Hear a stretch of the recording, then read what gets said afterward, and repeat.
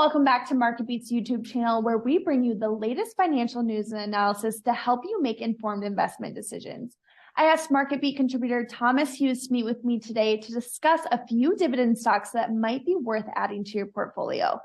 In this video, we'll be discussing 3 stocks that believe to have good potential for investment. That's UPS, Whirlpool, and VF Corporation. We'll be taking a closer look at each of these stocks, analyzing their current status, potential growth, and any potential red flags to keep in mind. So without further ado, let's dive in and explore the world of high yield values. Thomas, it's so great to have you back. How are you doing today? I'm doing great, Lacey. How are you today? I'm great. It's a little chilly here in Sioux Falls. I thought that spring was coming back, but I guess I jinxed it. I don't know. Yeah, it'll be here sooner or later. Yes, I hope. All right, Thomas, what do you have for us today? Right. What I have today are some high yield values that I've run across in my writing. And these are stocks that I've known about for years. I followed them off and on for years. And the point here is that these are always good stocks, but they're not always great buys. It's not always a great time to buy them. But right now, they're beginning to look attractive again because the yield and the value are where they should be. And those are what the market really should be looking for right now is yield and value. All right, yield and value, those are both important now, aren't they? Earnings growth isn't going to be present for most of S&P 500 companies in 2023. So gain a good yield and not paying too much. That's the idea, right? Yeah, Lacey, that's right. And it's important to know that these stocks are values relative to their yield and other stocks that produce similar yields. These aren't necessarily deep values compared to peers. So people looking for multiple expansions or like undervalued stocks may not want to look in this direction, but people that want to get good dividends without having to pay too much for them will probably be interested in these stocks. For an example, like Apple trades at like 25 times earnings and pays 0.6% dividend yield. It's a really safe yield. Apple's a great company, but you pay a lot to get it 25 times earnings.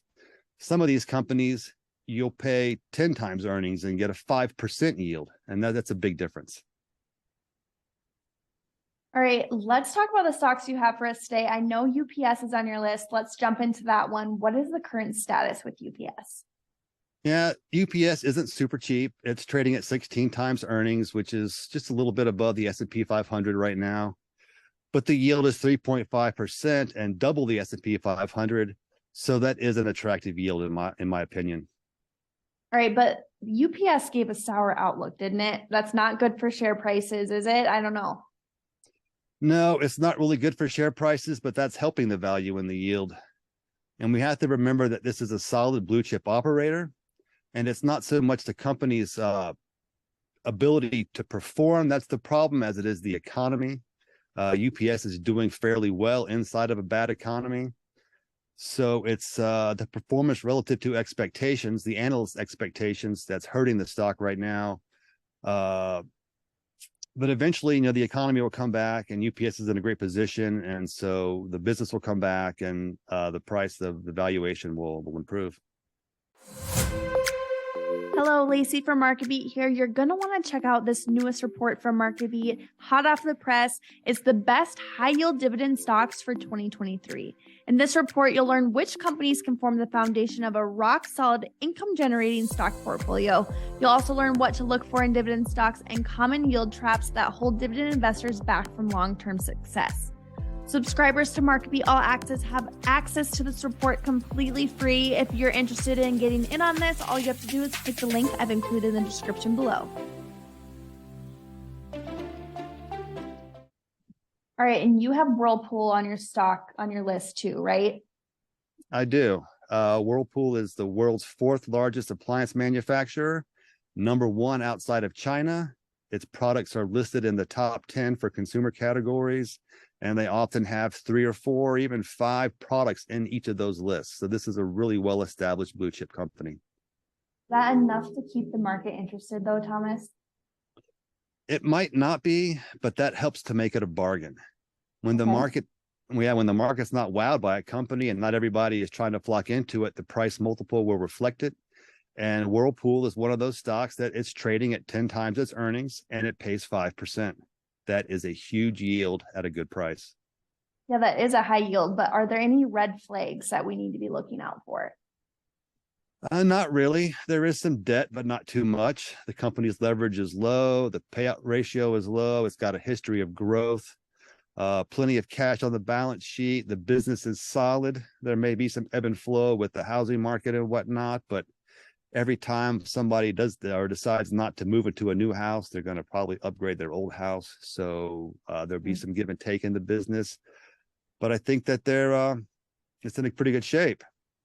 Now, if you want to pull up this chart, you can see that Whirlpool hit a low after the pandemic, had a nice rebound with all that rebound pandemic spending, and it's corrected.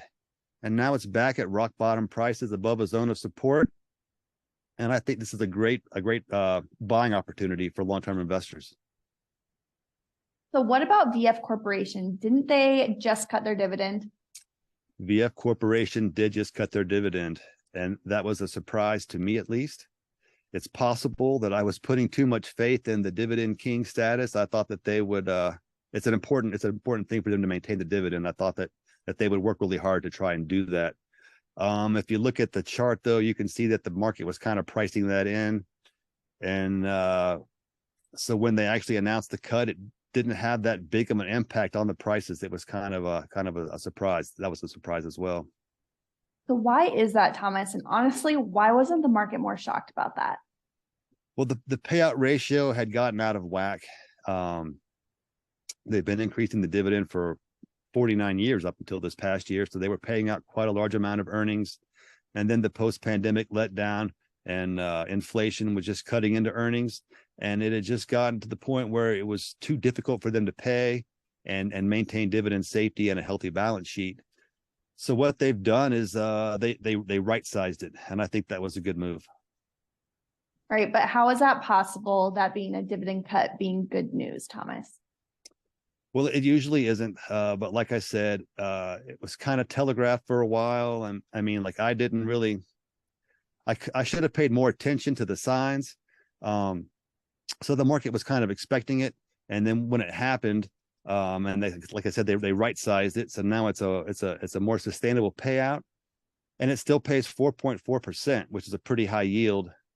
And the stock is trading at a fairly low valuation. So it's a good value and a high yield. So how do we know that the bounce is for real, though, that it isn't just a dead cat bounce? Well, we really can't. Let's pull this chart up.